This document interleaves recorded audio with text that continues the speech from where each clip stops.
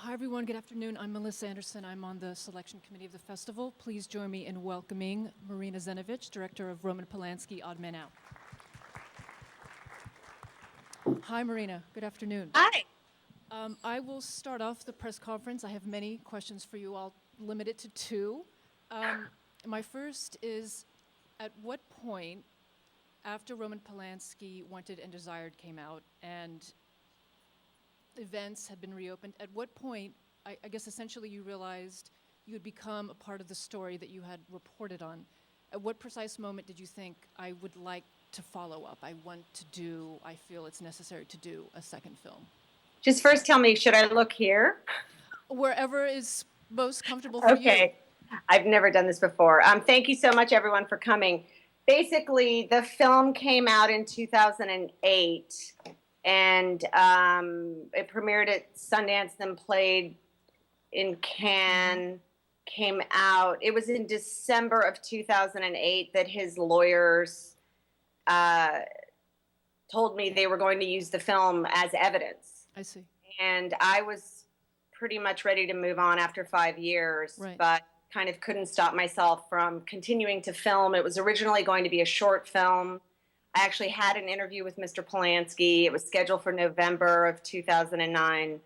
I started filming in January of 2009, and am I answering your question? Yes, absolutely. I was filming for 9 months before he got arrested. I couldn't help myself from following how my film had somehow helped reopen the case, which Right. was completely unplanned. It was just something that happened as I was investigating. Right. And I think they speak one right after each other. Toward the end of the film, Polanski's French attorney seems to be very sanguine and say, oh, yes, of course, he'll be able to return to the United States. I think it will have a happy ending. He's followed by, I believe it's Helen Deutsch, who says, I don't know what the purpose of any of this has been for the past 30-plus years, but perhaps there are just some stories that are so compelling, they must live on. May I ask you, do you share the optimism of his French attorney, or are you more of the mind that this will never go away? It's Linda Deutsch. Linda Deutsch. Okay, she's covered cases for 30 years in Los Angeles, so I was quite thrilled to have her. I wanted her in the first film. I love that Hervé Tamim is optimistic. I think it says a lot, and I'm an optimistic person, but I don't know with this case. Right. I will now open it up to the audience. May I just ask that you wait for a microphone before asking your question? Yes, in the center here. Do we have microphones? Hello. Okay, well, we are going to improvise here. I guess just if you could stand and speak loudly. Marina, if you can't hear, let me know and I'll repeat the question. Okay, and can we know who they are? Yes, can you just identify yourself? Yeah, I'm Catherine Tietze. I fulfill and the word. I'm curious about your choice of the song at the end. Emmanuel Seigner singing Forget Me Not, Call Me. Could you talk about I can't hear it all. Okay. Should I put the headset on or something? Oh, wait, I'm sorry. No, we have a microphone now. Oh, great. Sorry about that. I'm sorry, could you? Can we have the mic on, please?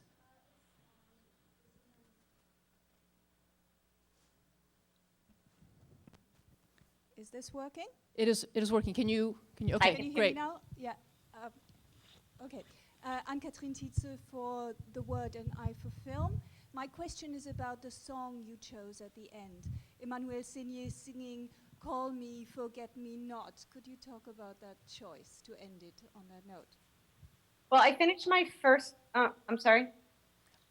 Oh, no, the question was just why did you use the Emmanuel Seigner film, song? I finished my first film with a song by her. I didn't know she was a singer at the time. And I liked that idea and I wanted to do it again. And I very much like the tone of the song. I think it's very sad. And I think it somehow captures what they went through. I didn't talk to them, but I like very much that she's responding with the song. Right, right.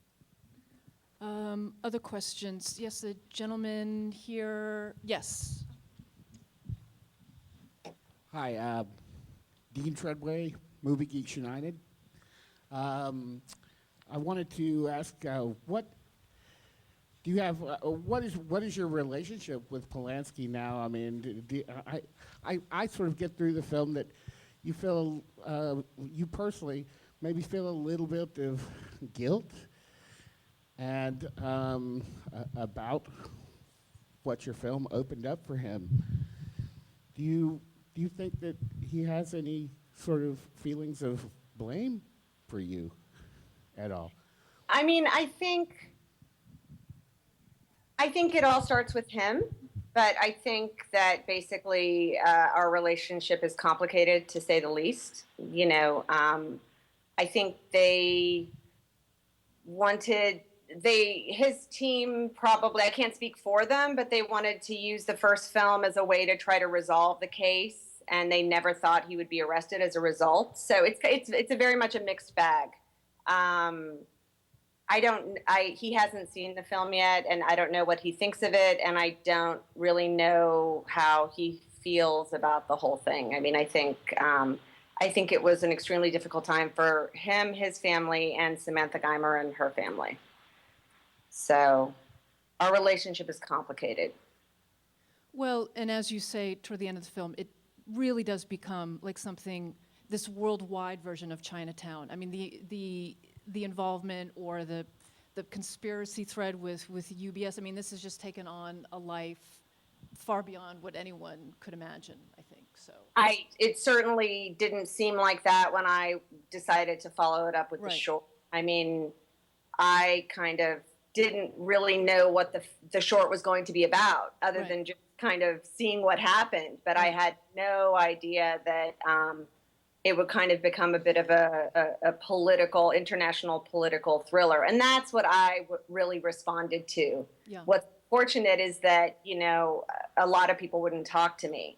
Right. So I had to kind of draw my own conclusions. Right. And I feel good about it. I Yeah. mean, he's used as a pawn, despite what he did, which is horrible.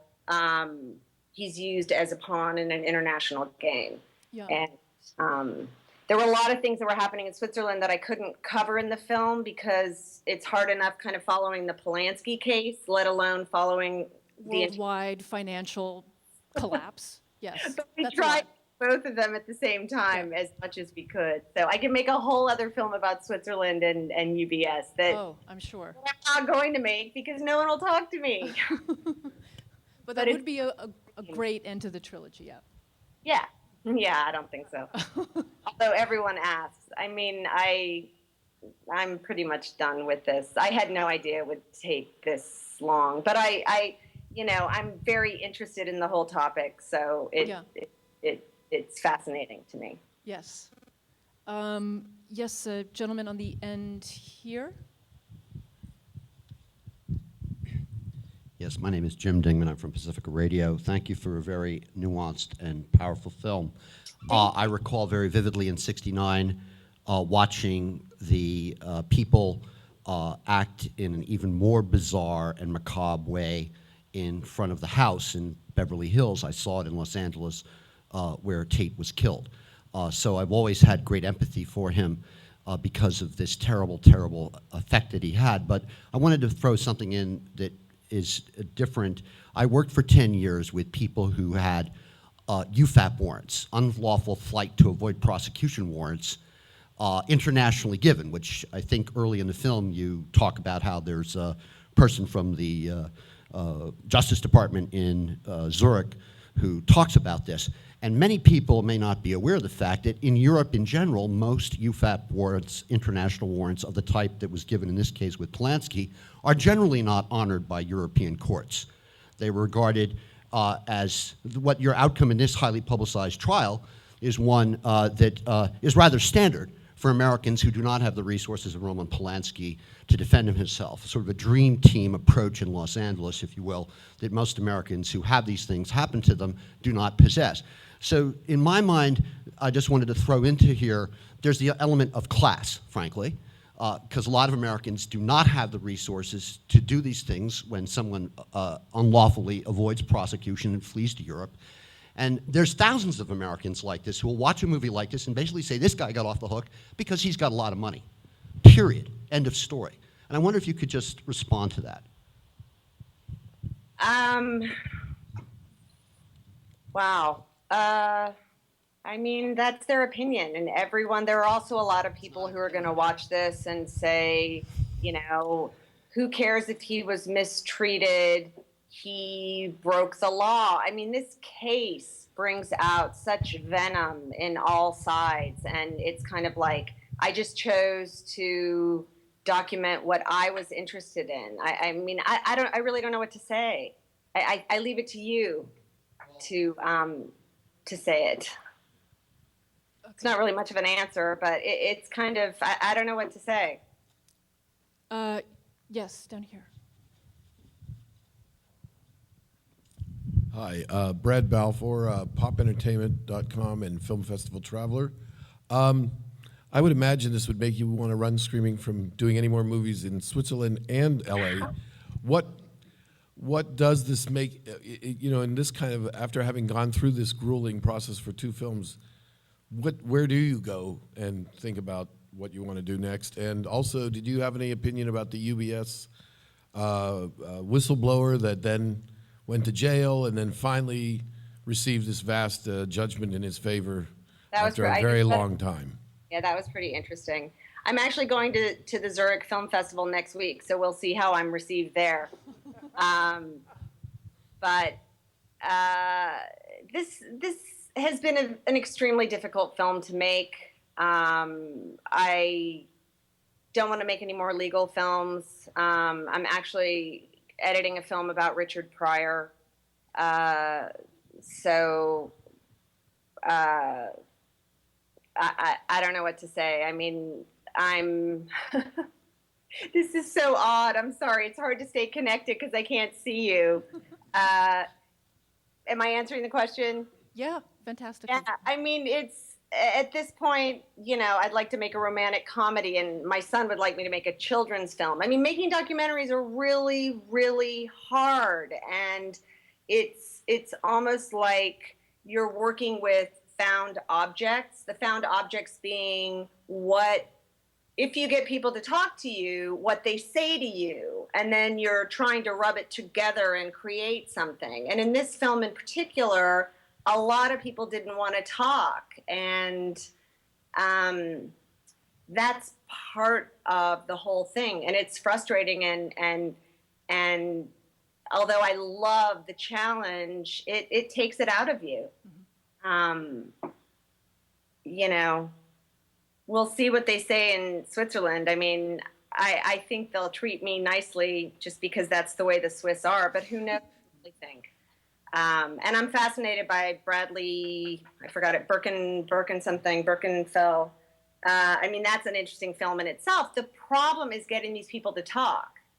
And, you know, I did it in the first film. I ended up kind of uncovering something that I didn't even know of that just kind of fell into my lap. And then you're kind of expected to do it all the time. And that's what's hard. It's a great challenge, but it's just difficult. If I may ask, was Samantha Geimer easy to approach? And I mean, she has said repeatedly, not just in your films, but in other venues and formats, that she said all she has to say about it. This is it. You know, let's move on. But she does still seem pretty eager to talk. Or was she defensive or difficult in any way? Well, the film drips in irony for me on every level. Samantha Geimer has always been straight on with me. Mm-hmm. And every time I see her in the film, I appreciate her honesty with regards to what she says in the film. Right. She is writing a book. So I don't know. It's kind of, this ended up being part of her story. So, and she would say, I want to write a book, so I'm going to write a book. And Right. and there's something beautiful in that. Like she's not hiding. Right. But she was easy to talk to from the beginning. The most difficult people were the lawyers in the first film. Polanski's lawyer. I had a cut of the movie that didn't even have him in it because he wouldn't talk to me. I mean, the DA in the case, the Mormon DA in the case, we had a mutual connection that took me like a year and a half to talk him into it. With this film, I was able to get the French lawyer, but none of the other lawyers would talk. Now they might be sorry because I think it would be good if they were in the film, but they didn't want to talk. I mean, Right. it's, Right.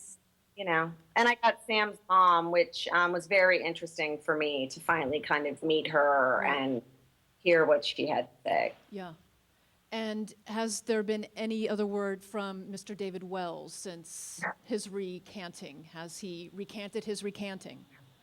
No, I haven't heard from him. I wonder why. Exactly. But I do think it's a great study in body language when you see him on Anderson Cooper. Yeah. Yes.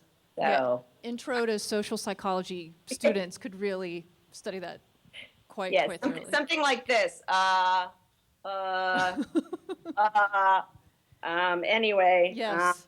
A master class in nonverbal communication. Are there other questions? Yes, in the back, in the green shirt. I want to thank you first for making a very troubling documentary. They're the best kind because I'm sitting here thinking a lot about how I really feel. Thank you. Great. Also Thank for, you. for the tone of it, given the tabloid world we live in, the tone is just so appreciated. The person that has always most troubled me is the mother.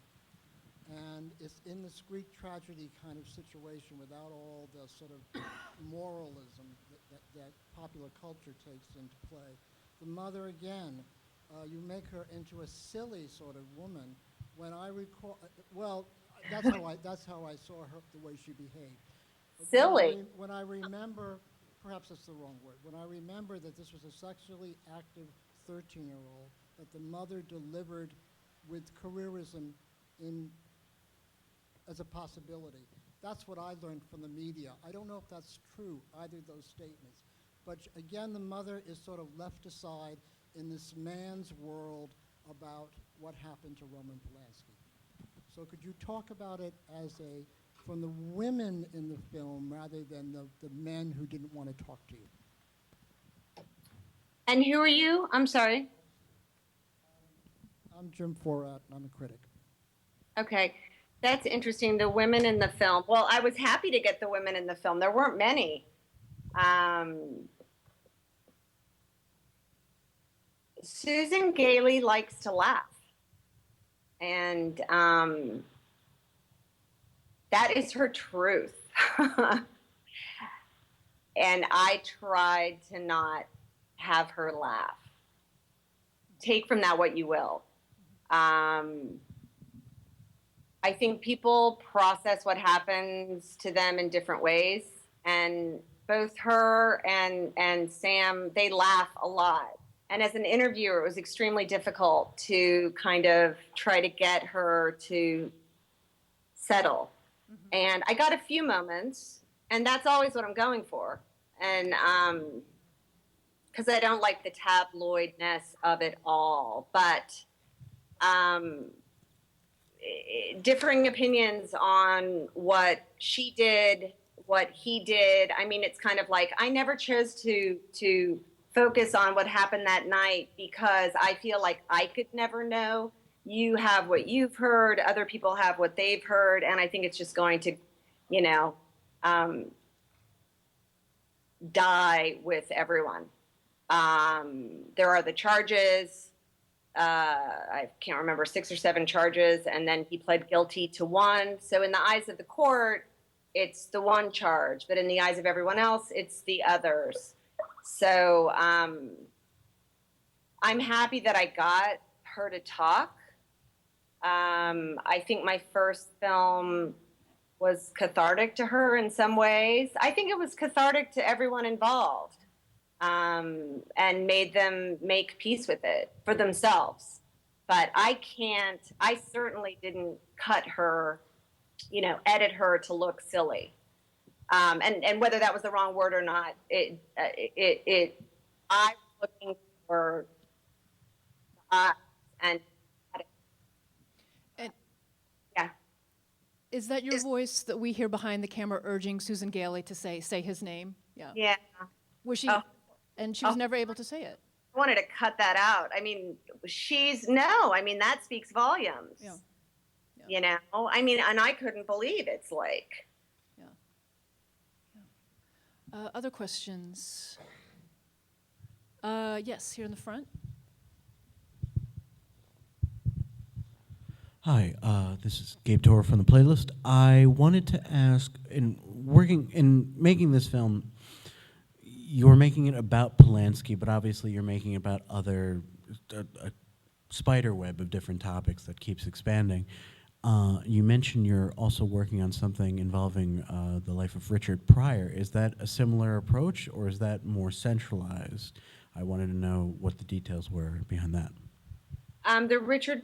The Polanski project was my idea, both films. So they were passion projects. Someone came to me with the Richard Pryor documentary idea, and I'm a big Pryor fan, and I didn't know a lot of what he'd been through in his life, so it's a bit of a discovery for me. We're just starting editing, so we're trying to figure out how we're going to attack it.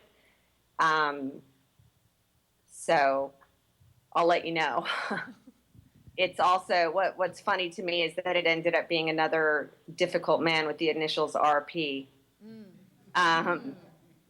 But the Polanski film was really about something that happened as seen through his life, whereas this, I'm not sure yet. Are we going to focus on the fire?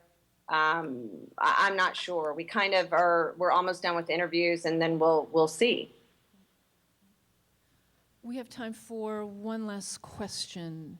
Yes, in the back. Darsh Tumarkin, Film Journal International.